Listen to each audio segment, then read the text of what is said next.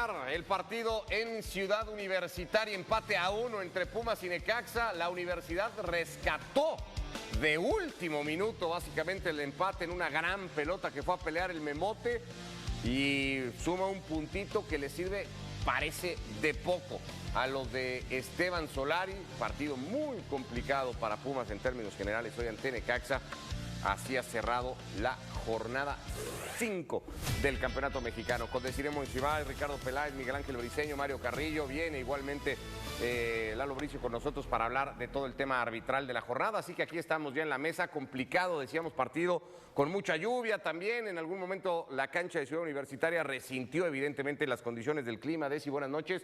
Y Pumas no pasó del empate. ¿Cómo andas? Buenas noches, muy contenta de estar acá en la mesa otra vez para decir que a Pumas definitivamente le hace falta y extrañan a Efraín Juárez. Y lo quise decir porque un entrenador que le transmite sangre, pasión, el equipo se cayó de haber llegado a la final. Ahora con Esteban Solari, no sé si está esperando que los propios futbolistas resuelvan, pero no tiene nada absolutamente Pumas. Entiendo el rescate del punto. Sí. Pero en el trámite del partido, un primer tiempo infumable. No, iba a decir, para pasársela así a Ricardo, ¿cómo viene? ¿Extrañan más a Efraín Juárez o a Jordan Carrillo? Buenas noches. Buenas noches. No, es que, caramba, lo de Efraín Juárez, y lo dijo desde el principio, esa garra Puma, no la veo, no la encuentro todavía. Sí, podremos ver por momentos, hoy inicia con su cuadro titular, salvo el Chicote y Arteaga, que este muchacho que viene de Toluca. Los demás, estás hablando de Juninho, de Morales, de Antuna, de Vite, de Carrasquilla, los dos centrales, o sea, con cuadro prácticamente titular. Sí se fueron jugadores importantes, me parece, pero no hemos visto todavía una cara bonita. El mejor del semestre pasado, de entrada, que me parece había sido Mario Jordan Carrillo, por eso pregunto si extrañan mucho ahora el refuerzo de Chivas. ¿Qué te pareció Pumas esta noche? Le falta un montón de creatividad, de llegadas, de claridad, de convencimiento. Aparte, bueno, el clima no ayudó para ninguno, pero le falta un montón de cosas y Keylor el mejor, sin duda. Con Necaxa viene, Es muy bueno. Hay que decirlo. Ha tenido un buen inicio de torneo. Hay una tajada de Keylor Navas impresionante. Bueno, ya la que veíamos, la anterior es muy buena. Esta tampoco era fácil. Pumas también empezaba a generar las suyas y intentar. Miguel Ángel Briceño, buenas noches. Pero en términos generales le está costando a Pumas. Herrera no parece pintar mal. Marca el gol del empate el argentino. Arteaga, pero parece un futbolista de otro corte de lo que era Jordan Carrillo también. Buenas noches a todos.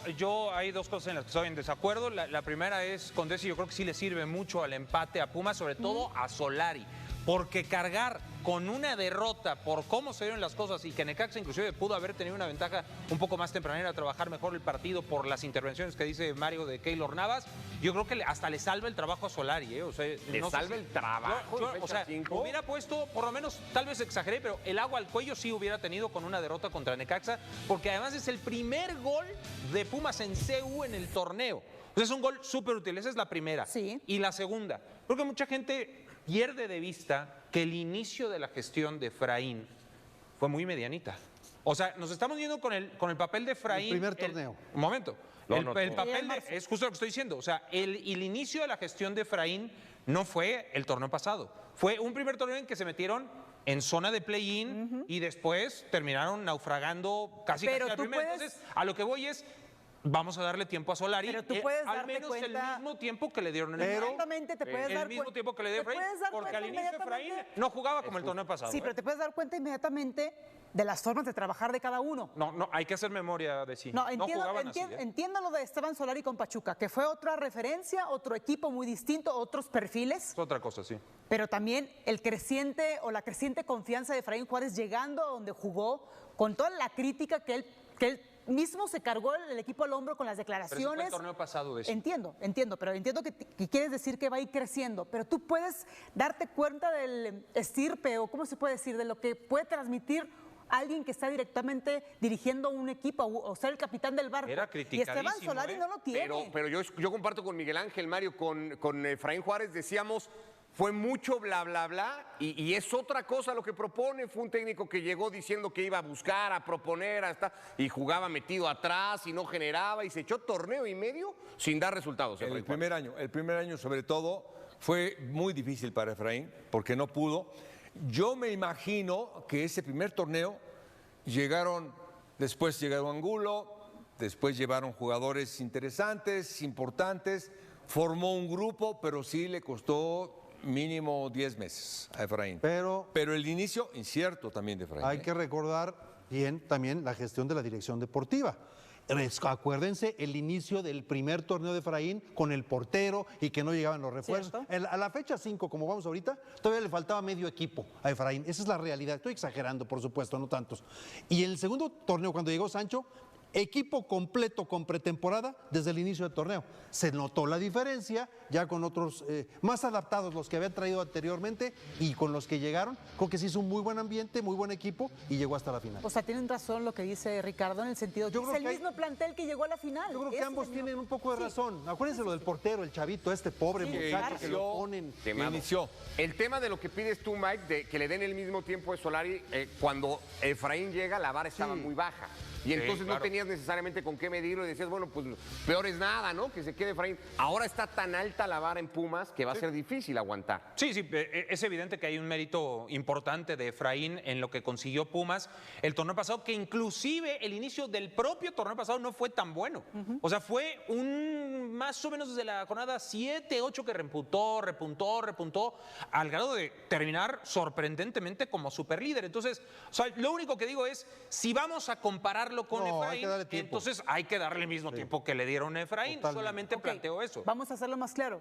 ¿En qué términos lo vamos a comparar? Porque yo al inicio dije que lo comparaba con las ganas, la garra, el espíritu, la entrega. No, el resultado. Pues así pero, lo empataron, pero en el funcionamiento, así claro. Lo no, ahí el resultado, pero la comparación tiene que ser en el resultado, ¿no? Porque el funcionamiento, cada técnico tiene una idea. De acuerdo, pero el funcionamiento te lleva a un buen resultado. Y no te está dando el funcionamiento de Esteban Solari para un resultado mejor. Que rescata, que ahí coincido contigo, que rescata este gran punto. Sí. Pero a través de las últimas jugadas que parece que se diluyen el clima, el mal funcionamiento, entiendo la jornada 5, pero ¿en qué lo vamos a comparar? Pero bueno, este equipo ya fue con Solari y ganó en Toluca, como haya sido, ganó en Toluca, y me dirán, pues era Juárez, pero a Juárez aparentemente lo que hay que hacer es golearlo para cumplir, palomita, y Pumas fue a Juárez y goleó en Juárez también, o sea, creo que va a andar bien. Un desastre de arranque de Va a campeonato. andar bien, nomás déjame decirte algo, inicia con Juninho y con el que viene de Toluca, con Morales. Con Morales, o sea, 2 puntas. ¿Sí? Estoy en lo correcto, ¿verdad? Sí. ¿Para qué mete al Memote al final? Lo dijimos desde hace tiempo, por una herramienta, tener un jugador así, con ese juego aéreo y con esa capacidad, viene un pelotazo, un recentro realmente, y pone la pelota en juego, el Memote, y viene la anotación. Es una herramienta, siempre es bueno tener un jugador como él, quizá no de inicio, quizá no para ser seleccionado nacional, como lo dijimos en su momento, pero siempre es bueno tener una herramienta como esa que entra para solucionar problemas, y Pumas consigue el gol mediante una asistencia importante del Memote, ¿no? Muy lejos ves a Pumas hoy del torneo pasado, Mario. Sí, pero ¿sabes qué? De local. De local tiene que buscar otra forma de juego completamente, no tiene idea para generar, porque vienen a CEU, vienen a pertrecharse atrás. Por ejemplo, Juárez pues, le metió 5, le ganó a Toluca de visitante, no, la localía es lo que le está costando mucho trabajo. Y perdió contra Pachuca. Perdió con Pachuca. Ahora, sí, el primer tiempo... Pachuca, Necaxa y Querétaro, y no ha ganado ninguno de esos. El primer tiempo sí se recluye más Necaxa, pero en la segunda parte sale a buscar el partido. Sí. Hay una de Farabelli que entre el charco y que Farabelli no es zurdo, abanica o rebana muy mal el balón, que era un gol clarísimo, era un penal en movimiento, como dicen, pero las circunstancias impidieron que Farabelli pudiera concretar. Hubo por lo menos 3 o 4 atajadas providenciales de Keylor. Yo creo que el Necaxa en el segundo tiempo ameritaba inclusive otro golcito más, pero así fueron las circunstancias. Termina siendo un empate justo porque sí lo saca con riñones Pumas, ¿no? El empate que, insisto, sí creo que particularmente a Solari le sirve muchísimo. No tanto a Pumas, porque yo creo que hoy le preguntas a la afición universitaria y todo debe estar muy, muy lejos de la conformidad con su equipo. No es el único equipo que está lejos del rendimiento del torneo pasado. Cruz Azul tendría que ser, Mike, el otro muy evidente, pero uno pensaría que Cruz Azul va a retomar el nivel que ya tuvo. Pumas también es algo que lo tenemos que dar por automático, por sentado. Tiene más materia prima Cruz Azul como para pensar en un repunte, aunque también la situación de Cruz Azul tiene sus situaciones de las cuales vamos a hablar ahorita un poco más adelante. pero básicamente es el mismo plantel de uno y de otro lado, ¿no? Los dos equipos que llegaron a la final con una u otra modificación muy pequeñas. No sé si sea también en la planeación o el hecho de haber acabado hasta el último el torneo, la presión, todo el desgaste emocional y lo que me digas, pero yo sí creo que tanto uno como otro equipo, pero mucho más la presión para Cruz Azul de repuntar de manera inmediata. Tiene que estar tranquila la afición universitaria de decir, bueno, es arranque de torneo, tenemos un par de triunfos de visita, en casa no hemos podido, pero esto se va a corregir y vamos a andar bien. Yo a mí no me gustó, no me ha gustado nada de lo que ha pasado en Pumas desde la salida del técnico, el no despedirse por lo menos de la afición, o por lo menos yo no vi que se despidiera de ni a través de un comunicado. No vale decir que no lo dejaron, que podría ser un argumento, porque tú te puedes despedir en redes sociales, pero no me gustó. Tú por tu parte una y no me gustó la salida de Jordan. No me gusta la salida de Jordan, tampoco me gustó, porque se me hace que es un cuate que funcionó, se adaptó y funcionó rápido. Ok, se vende. Entiendo la necesidad, pero también entiendo que hay una afición que está esperando un título y que es un equipo grande. Entonces me quedo ahí con dudas. Y después el cambio tan repentino, ¿no? Un técnico que estaba en Pachuca, que de repente pasa a los Pumas, en fin, y ni allá ni acá. No ha tenido un buen inicio, no entendí muy bien la lógica. Creo que la dirección deportiva hizo un buen trabajo el torneo pasado, hay que decirlo, la llegada de Sancho, rápido, con refuerzos, desde el inicio, y el equipo llegó a la final. Entonces, no me gustó cómo se desbarató este proyecto tan rápido, dejando ir al técnico. Contraste enorme, Desi, del local y de visita, porque ya decía Mike, apenas un gol en 3 partidos. Has jugado 3 partidos en casa y has marcado un gol. Un gol muy poco, la cuota goleadora de Pumas. Me queda un poco la duda al saber cómo maneja el funcionamiento de la ofensiva, porque ante la baja cuota de goles necesitas un aparato ofensivo que vaya y busque esa oportunidad. Creo que inicia con un sistema de 4-2-3-1, dejando a Juninho y Antuna abiertos y a Morales en punta. Y los dos contenciones que puede integrarse, ya sea Carrasquilla, que vaya a segunda línea, pero inoperante. De media cancha hacia adelante, inoperante, sobre todo cuando se congestiona un equipo. Bien lo dijo Mike. Necaxa, el primer tiempo, encimado en su propio terreno, bloque medio, abajo, atrás, esperando, y cosa diferente que le hizo a Querétaro, porque recordemos que en Querétaro, o más bien el equipo que jugó contra Querétaro, Pumas, también quedaron sin goles, y también fue un equipo compacto atrás, pero diferente, 5-3-2. Y Necaxa jugó con un 5-4-1, diferente del bloque compacto. A lo que voy con esto del número de las formaciones es que no tienen la capacidad para abrir equipos. Esa es la clave de Pumas. Y están pasando las jornadas y yo no veo la oportunidad de que puedan abrir con creatividad. Ahora es que, y nada más apuntando lo que dice Desi del sistema táctico, sí, con jugadores bien abiertos, pero es que las imprecisiones de Antuna, no, o sea, con eso un técnico te puede poner el esquema, la situación táctica, Mario nos podrá decir un poco más, pero no acaba bien una jugada, Uriel Antuna. O sea, de verdad, no es ensañarse ya con ningún jugador. Conocemos que tiene capacidades, que tiene virtudes, pero si no acaba bien una jugada, si no mete bien un centro, si no hace una buena diagonal retrasada, si no pisa línea de fondo de manera efectiva, pues por ese lado Pumas queda completamente nulificado. Es que tiene que ver con el nivel de algunos de los actuales jugadores de Pumas y lo que perdiste, y vuelvo al nombre de Jordan Carrillo, Mario, porque fue el mejor futbolista, creería, con diferencia de universidad, para hacer el torneo que tú hizo Pumas el torneo pasado. Sí, sin duda fue importante Jordan. Yo veo también importante Angulo. Angulo era una llegada que tenía permanente. No sé dónde esté. ¿Dónde está? Está lastimado. Está lastimado de algo, ¿no? Digo, tiene ya tiempo que no juega, por eso era fundamental Angulo. Había habilitado de lateral derecho a otro jugador que era extremo derecho. López. Llegaba muy bien Carrasquilla y está muy bien diseñado. Y ahorita no están. Ahorita no están, es otro equipo diferente. Y lo que dice Miguel, pues, tiene razón. Antuna tiene rato que no busca otra alternativa. Él va, encara y centra, y hay veces que no hay nadie en el centro. Eso tiene que ver el entrado. Córdoba no trajeron. También, también está. Yo lo que digo es cruzado. Córdoba está lesionado el resto del entendiendo que para atacar es importante los de atrás y para defender es muy importante los de adelante, porque es un trabajo de todo el equipo, ¿no? ¿Qué hacen o qué dejan de hacer los de arriba para que te lleguen con tanta facilidad? ¿Y qué dejan de hacer los de atrás para no generar hacia el frente?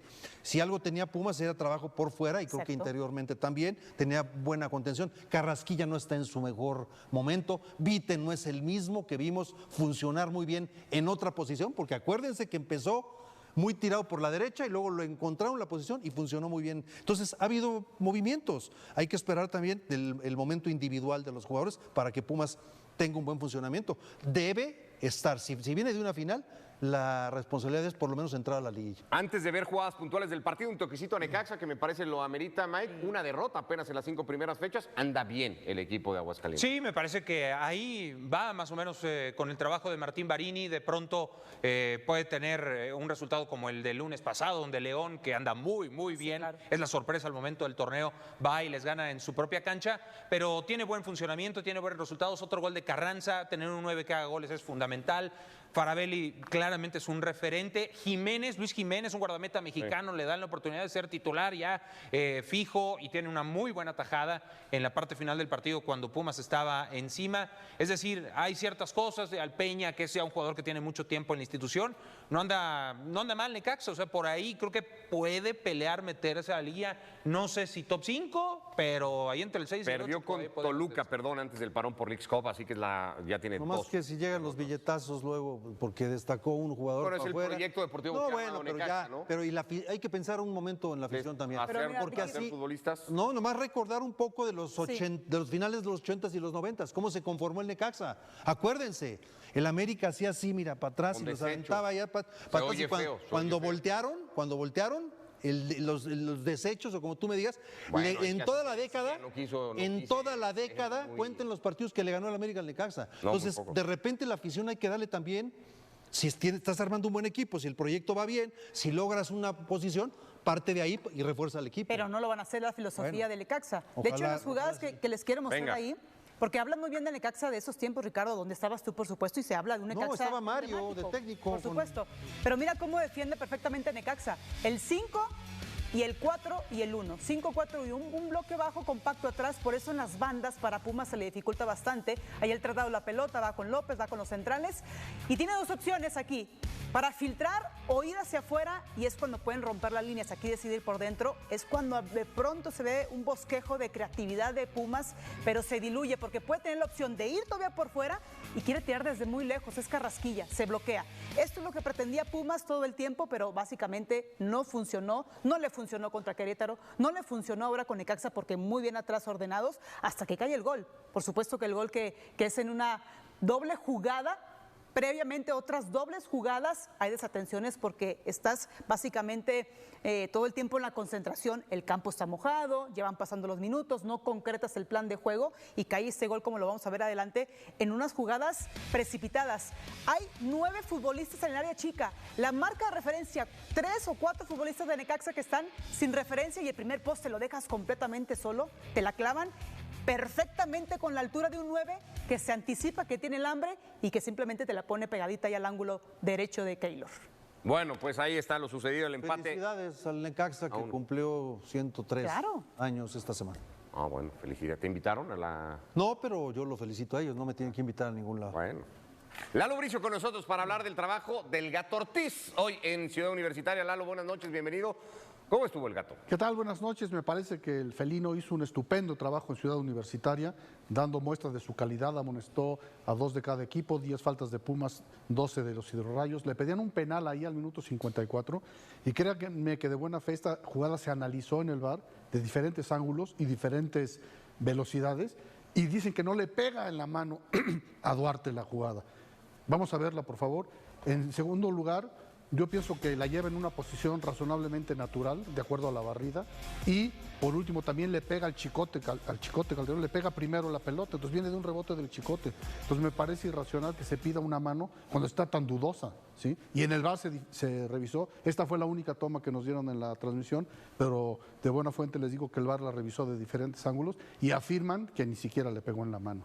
Fuera de esa jugada polémica, creo que salieron con banderas desplegadas. En el VAR estaba Abraham Camacho, lo hicieron bien la cuarteta arbitral.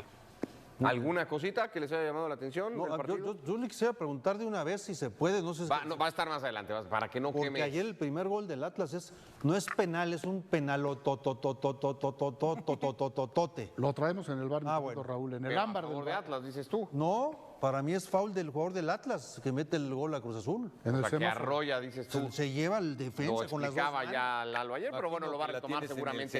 en el semáforo. de Lalo Bricio. Así que nada, primera pausa. Lalo sigue con nosotros. Nos queda el semáforo. Vendremos con eso. También hablaremos de partido. Todo parecía puesto, Mario, para que lo ganara el San Luis. Y dijo Carlos Moreno, en la piel de Miguel Calero, que en paz descanse. No, a ver, aguanten tantito. Y apareció el arquero de los Tuzos.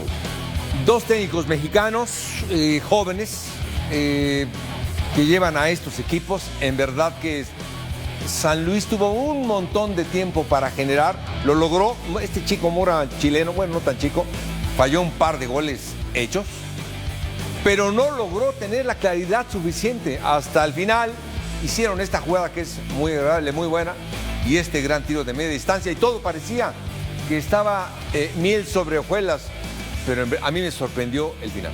Increíble, Mike. Creo pensar que tú estuviste en aquel partido de Miguel Calero, ¿no? Con Miguel Calero, Pachuca Chivas, ese cabezazo del guardameta colombiano.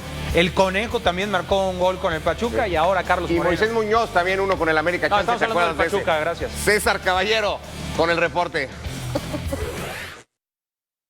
Saludos amigos de Fútbol Picante. Esta tarde el San Luis ha dejado escapar de manera increíble una victoria frente a los Tuzos del Pachuca, luego que de último minuto el guardameta de los hidalguenses, Carlos Moreno, les rematara un balón dentro del área y con esto empatara el marcador. Este resultado deja al San Luis todavía sin poder ganar en este presente Apertura 2026, y ya se comenzaron a escuchar los gritos de fuera Diego Mejía en las tribunas del Estadio Libertad Financiera. Por otra parte, los Tuzos rescatan un valioso punto con la anotación de Carlos Moreno, quien fue el héroe del equipo esta tarde, y esto fue lo que dijo al finalizar el encuentro. Es muy grato poder ayudar al equipo. Creo que fue un partido complicadísimo, donde el tema de la expulsión nos condiciona mucho a hacer lo que veníamos a hacer. Supimos sufrir, la verdad es que el grupo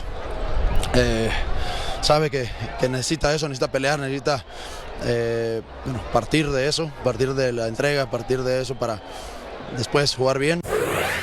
Ahí las palabras de Carlos Moreno, quien se une a la tradición de arqueros goleadores de Pachuca. Ya en su momento lo habíamos visto con Miguel Calero y también con Óscar el Conejo Pérez. Cabe destacar que el San Luis en la próxima jornada visita a los Rayados de Monterrey, y el 5 de septiembre recibirá en esta cancha la visita de las Chivas Rayadas de Guadalajara, en un partido que por supuesto llevaremos en las pantallas de ESPN y de Disney Plus. Por su parte, el cuadro de los Tuzos la próxima semana regresa al Estadio Hidalgo, también para medirse al rebaño sagrado que dirige Gabriel Milito. Yo de momento vuelo con ustedes, compañeros. Seguimos en Fútbol Picante. Abrazo, César, y muchísimas gracias. Hasta San Luis, vaya final de partido. Sí, imposible no recordar a Miguel Calero. Seguimos con Lalo Bricio. Ya estábamos hablando del trabajo arbitral en Ciudad Universitaria de Miguel Ángel Ortiz. Vamos ahora con el semáforo, Lalo, lo que dejó la jornada 5, porque Ricardo, mi tocayo, ya estaba así como muy ansioso por hablar de lo que pasó ayer con el Cruz Azul de Atlas. Enseñando los fierros como queriendo pelear. Vamos a ver en lo verde lo bueno, en lo ámbar lo polémico y en lo rojo lo que podríamos considerar malo.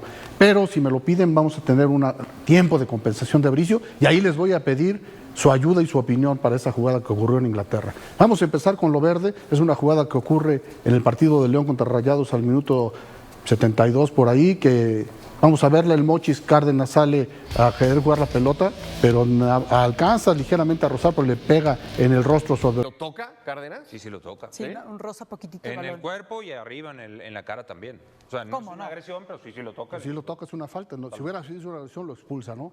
Eso es en cuanto a lo verde. No, pero la pregunta es, ¿toca la pelota el Mochis? No. O sea, La rosa ligeramente. No, pero que contacta a Platanito, sí. Sí, Ah, sí, claro. medio la rosa y el contacto con el adversario es pleno, ¿no? Por eso traemos lo verde. Vámonos con lo ámbar. En lo ámbar traemos esta jugada que ocurrió en el Cruz Azul contra Atlas. Es el primer gol de los rojinegros. Muchos piden que es falta de Saldívar, que brinca sobre Jeremy, y que es falta. Yo pienso que Jeremy no contiende por la pelota, que lo agarran dormido y le ganan la pelota. El Saldívar entra con el corazón en la mano, pero vean, antes Dita está sujetando a Manzón. Entonces, si era falta sobre Jeremy, pues antes era penal de Dita. Pero son casi clarísimo. simultáneas. No, pero primero Bueno, sí, es una. primero la de Dita. Primero es la de una. Dita. Y luego es No, la pero sí otra. contiene por la bola, ¿no, Lalo? Yo pienso que no, pero te la pongo buena. Contiene, era penal de Dita. Sí, o sea que ¿dónde yo está creo que está bien dado el ¿dónde gol. está el robo? Ahora, el VAR la analizó en diferentes ángulos y diferentes velocidades y consideró que era una jugada futbolera. Yo considero que es una O jugada sea, en esta futbolera. Miguel y Ricardo ven falta. No, para mí falta es esa, no falta, pero archirrecontrafalta. Yo no, Le pone los dos brazos me encima, gusta la el jugador ya no explicación de puede Se levantarse impulsa. y aparte le mete la cabeza, o sea, Antes lo de baja. tenerlo encima, Jeremy incluso Lo se baja. agacha él solo, antes, Te lo digo, antes de que lo mira, tenga te lo encima. digo Yo estoy de a favor verdad, de que no es penal. por experiencia, Digo, porque No es por falta, falta. está bien dado el gol, yo también. válido el gol. experiencia de juego aéreo, el juego aéreo, tú puedes utilizar muchas mañas para ganar una pelota. Y me parece que aquí es evidente que pone las dos manos, el jugador ya no se puede levantar automáticamente. No, pero se agacha antes, y aparte Jeremy. lo estás, bueno, cada Mario. Yo creo que le gana, buen gol. Yo creo que le gana la Gol. posición. Precisamente por eso la traemos en el ámbar, porque es una jugada polémica. Sí. Pero es polémica la supuesta falta sobre Jeremy. Pero el penal que Dita está sujetando a su adversario Sí, hubiera sido es penal. Esa irrefutable. no la O sea vi. que por eso no se me hace tan grave la decisión. Correcto. Y esta, me gustaría que poner atención en esta jugada, que le ponemos lo rojo a la comisión de árbitros, porque miren, en Inglaterra, ahora si te quedas tirado, haciendo tiempo, cuando ya va a acabar el partido, tienes que salir un minuto cronometrado. Pero el portero no lo puede sacar, no lo puede sacar. Entonces aquí el Pachuca iba a ganar con 10 hombres, al minuto 81 iban 0-0. Entonces Carlos Morales se queda tirado, vamos a verla, se queda tirado. Entonces no lo puede sacar. Y hace tiempo. Entonces en Inglaterra adoptaron la decisión. Ok, te quedaste tirado, a ver, técnico, escógeme un jugador de campo que se tiene que salir un minuto. Y aparte, ninguno de los futbolistas puede ir a escuchar instrucciones del director Sí técnico. sacó ventaja. Entonces yo digo, ¿por qué no se adopta en México esa situación? En la liguilla o que quieras, te tira al portero que no, sabemos que todos que no tiene nada, los que Sí. somos gente de fútbol. Sí. Entonces, ok, de que te atienda, papá, pero ¿sabes qué? Escúgeme uno de tus jugadores de campo y se va un minuto fuera. Y nadie puede ir a pedir instrucciones. Esa sería una de las situaciones que pienso que debe adoptar el fútbol mexicano, porque ya se adoptó en Inglaterra. ¿Quieren una compensación? Ahí les va. Vamos a ver la jugada y a ver qué opinan ustedes. Es una jugada que ocurrió en la tercera división de Inglaterra. Un jugador sale por acción de juego, se queda fuera del campo, ya se queda coyoteando. El portero la suelta y sale de atrás y, oh Jesús, lo que hizo. Le quitan la pelota y para adentro. ¡Gol! ¿Es válido o no? Ayúdenme. ¿Qué piensan ustedes? ¿Sí o no? Creo que no. Yo creo que no. ¿Por qué no? Está fuera del campo, ¿Perdón? está fuera del terreno de Se juego. quedó fuera del terreno de juego. Si un jugador sale del terreno de juego por acción de juego, no tiene que pedir permiso para ingresar al terreno. ¿Gol legítimo o no? No, porque ahí, no tienen que, pero ese se quedó ahí, se quedó esperando esa acción. Hay una Ya fue intención- premeditado. Hubiera quedado dentro del terreno de juego. Ahí hubiera. Para Todo lo mí- que diga puede ser usado en mi contra. hay una mala intención de ese jugador, por lo tanto no debería contar el gol. Tienen 10. A ver, si sales por acción de juego, tú puedes regresar cuando quieras. Sí. Cuando quieras. Pero si permaneces, tienes que esperarte que acabe la jugada. A que ya no haya peligro, a que ya haya terminado todo. Entonces ya puedes entrar sin permiso del árbitro. En ninguna de las dos, si sales por acción de juego y luego lo quieres participar, adelante. Aunque te pueden sancionar fuera de juego dependiendo de las circunstancias. Pero si permaneces, ya acaba la jugada y ya puedes entrar sin permiso del árbitro. Pero como ustedes lo dijeron, si permaneciste y luego hiciste esa trampota, Sí. ven por tu premio. Ah, papá. mira, le atiné. No es gol y te amonesto. Además es tarjeta amarilla. Claro, sí, pues es una incorrección. Y Es una perdón, ¿y incorrección. contó el gol? Sí, contó, allá sí contó. Correcto. Allá sí contó. Es que si hubieran estado ustedes de árbitros, no contaba.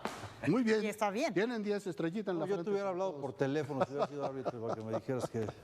Muy bien. Pues gracias al productor que nos ayudó Ricardo a tener las hacía el también tiempo de estas de compensación. repente. Y también quiero mencionar que las jugadas en esta ocasión me las hizo Eric Juárez. Le mando un abrazo porque es un gran editor de jugadas y se lo agradezco mucho porque esta sección no sería nada sin la ayuda de nuestros compañeros técnicos. Por dos, muy bien. Muchas Gracias, Lalo. Gracias a ustedes.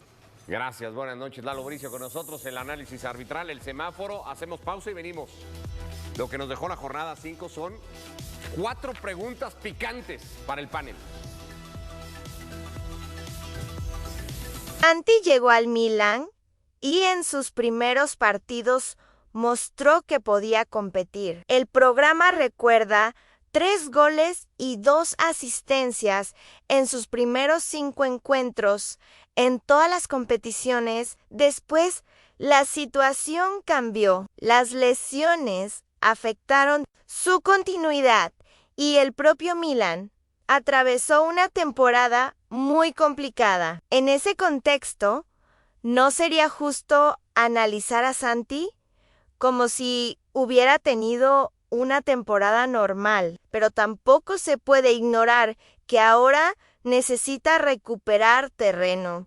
Waiahi es donde Porto puede convertirse en una plataforma. Si llega a Portugal, juega Champions League, marca goles y recupera confianza, podría volver a colocarse en el radar de clubes importantes, porque el futbolista no pierde su capacidad de un día para otro. Lo que puede perder es continuidad, puede perder confianza, puede perder contexto y eso se recupera jugando. Sin embargo, hay una cuestión económica que está bloqueando la operación. Milan pretende una determinada cantidad por el préstamo o la operación y Porto no parece dispuesto a asumir completamente esas condiciones. También existe el problema del salario. Santi tiene un contrato importante en Milan y Porto tendría que decidir cuánto de ese salario está dispuesto a pagar. Entonces, volvemos al mismo problema. No basta con que el jugador quiera ir. No basta con que el club lo quiera. Las 3 partes tienen que encontrar un acuerdo. El jugador, el club de origen y el club de destino. Y esto nos lleva de regreso a Armando González, porque en ambos casos existe una coincidencia. El futbolista necesita un proyecto deportivo que le permita crecer, pero el dinero puede convertirse en el obstáculo que impida que ese proyecto se concrete. Y esto es precisamente lo que debería preocupar al fútbol mexicano, porque cuando hablamos de exportar talento, no estamos hablando simplemente de vender jugadores, estamos hablando de crear rutas de desarrollo. Y en este momento, según el debate del programa,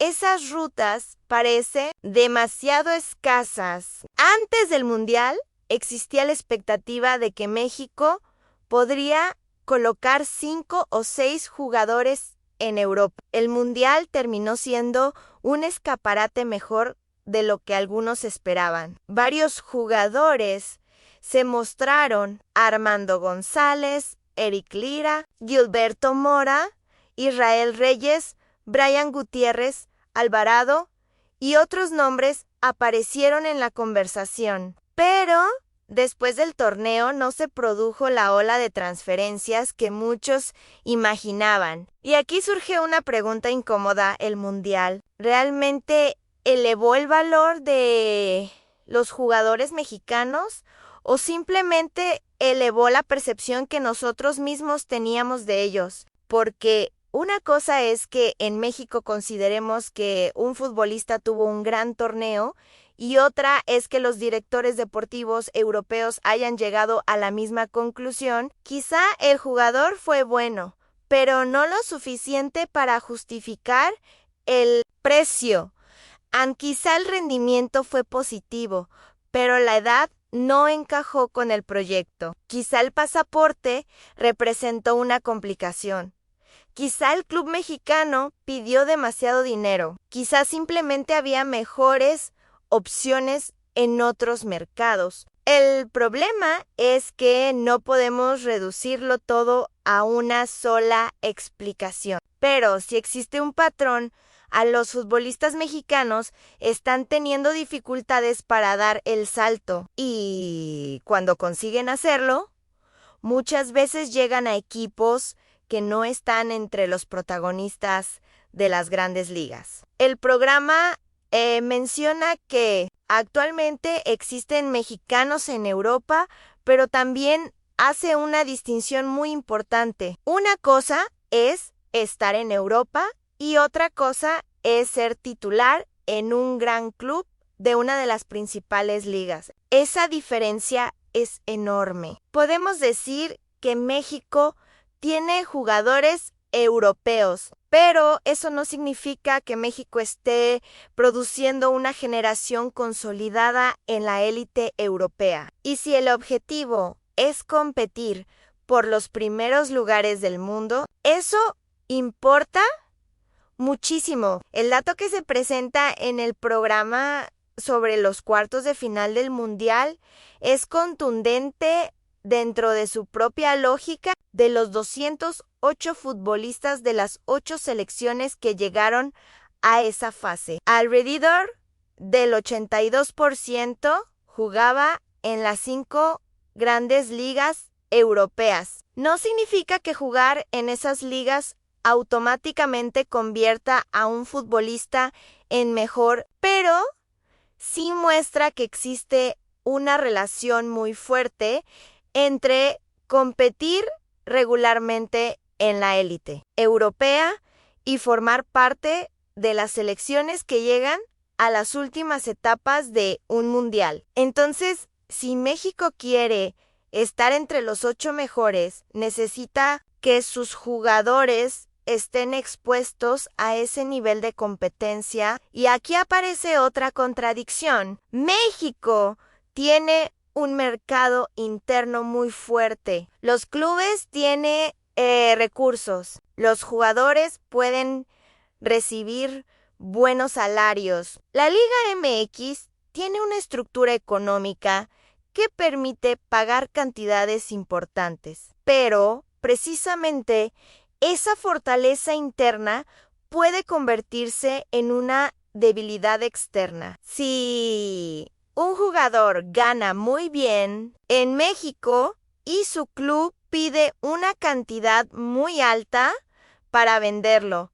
¿por qué un equipo europeo debería arriesgar? El futbolista puede terminar quedándose. YC Cueda puede seguir siendo importante en México, pero pierde la posibilidad de competir contra los mejores del mundo semana tras semana. Este es el punto central, Anún.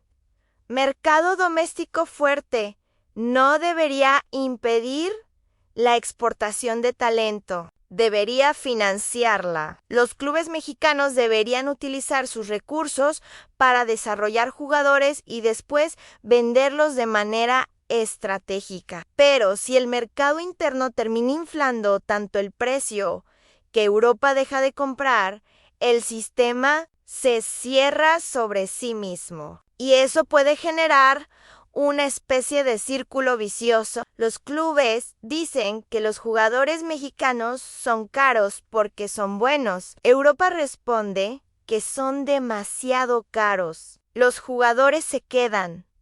Hay menos mexicanos en Europa. Hay menos experiencia internacional. Los clubes europeos siguen sin confiar plenamente en el mercado mexicano. Los precios internos continúan altos y el ciclo vuelve a comenzar. ¿Cómo se rompe? Pachuca aparece como uno de los ejemplos, porque el club entiende que una transferencia no tiene que ser solamente una venta inmediata, puede ser una inversión a largo plazo. Si vendes a un jugador por una cifra razonable y conservas un porcentaje de una futura transferencia, estás apostando por su crecimiento.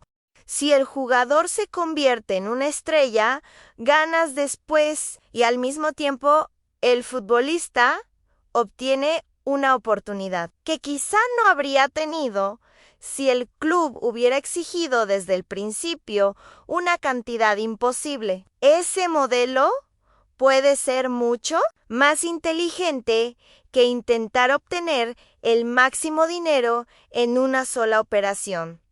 Y aquí regresamos nuevamente a Armando González. ¿Qué sería mejor para Chivas obtener una cifra enorme ahora y cerrar completamente la puerta? Owen, un acuerdo que permita al jugador salir, mantener un porcentaje importante de una futura venta y construir una relación con el mercado europeo. No existe una respuesta automática, pero sí existe una pregunta que debería hacerse cualquier directiva. ¿Qué me beneficia más en 5 años? Porque un club que quiere convertirse en un exportador constante no puede negociar pensando solamente en la operación de hoy. Tiene que pensar en la siguiente, y en la siguiente, y en la siguiente. Si Chivas logra enviar a Armando a Europa y el delantero tiene éxito, el mensaje para futuros compradores cambia. La institución puede demostrar que sabe desarrollar, vender y acompañar jugadores, pero si el jugador no sale porque la diferencia económica es demasiado grande, la historia puede ser completamente diferente. Y eso no solamente afecta a Armando, afecta a los próximos jugadores de Chivas que quieran irse, y también afecta la reputación del club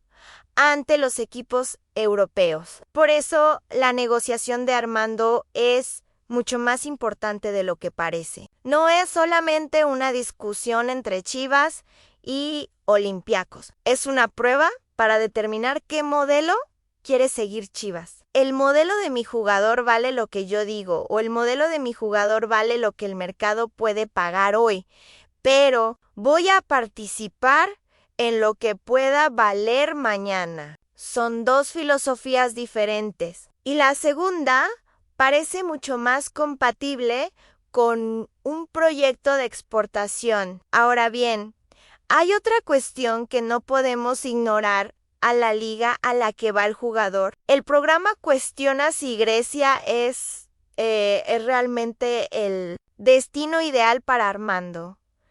Y esa discusión es válida. La liga griega no tiene el mismo nivel que las 5 grandes ligas, pero tampoco se puede decir que sea una mala oportunidad por definición. Si Olympiacos juega competición europea, sí, el jugador tiene minutos, y si existe la posibilidad de una segunda transferencia, entonces el escenario cambia. La carrera de un futbolista no tiene que ser una línea recta, puede tener escalones. Un jugador puede comenzar en México, pasar a Grecia, luego Portugal, después Italia o España. Lo importante es que cada paso aumente su nivel.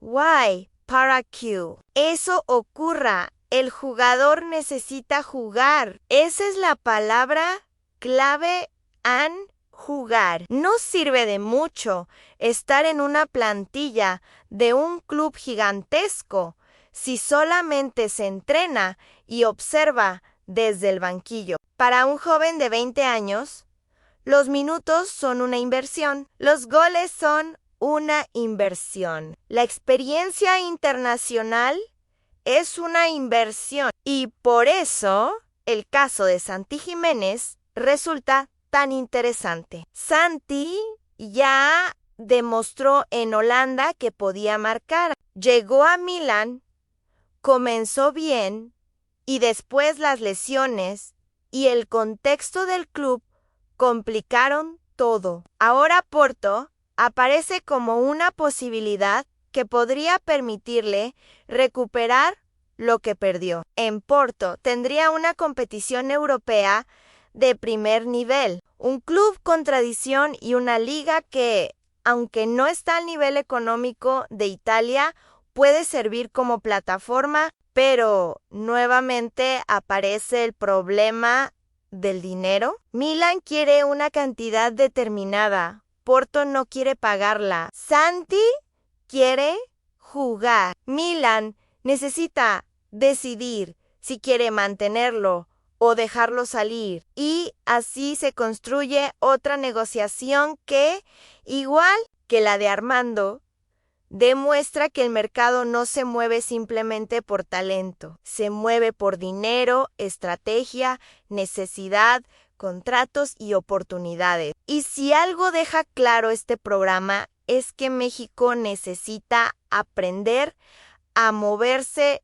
dentro de ese mercado, porque tener talento no basta. Hay que saber venderlo, hay que saber negociar. Hay que saber elegir el destino. Hay que saber construir una carrera. Y también hay que saber cuándo aceptar una oferta. Porque sí, esperamos que cada futbolista mexicano sea vendido directamente a un gigante de Europa por una cifra récord. Probablemente vamos a seguir viendo muy pocos movimientos. El mercado no funciona así. Los grandes clubes europeos suelen comprar talento que ya está probado o talento joven que puede desarrollar. Y México debería estar construyendo justamente esa segunda categoría. Jóvenes que puedan salir antes, adaptarse antes y aumentar su valor fuera del país. Pero para hacerlo, el mercado interno necesita cambiar. El precio no puede ser la única prioridad. La carrera del jugador tiene que formar parte de la ecuación. Y esto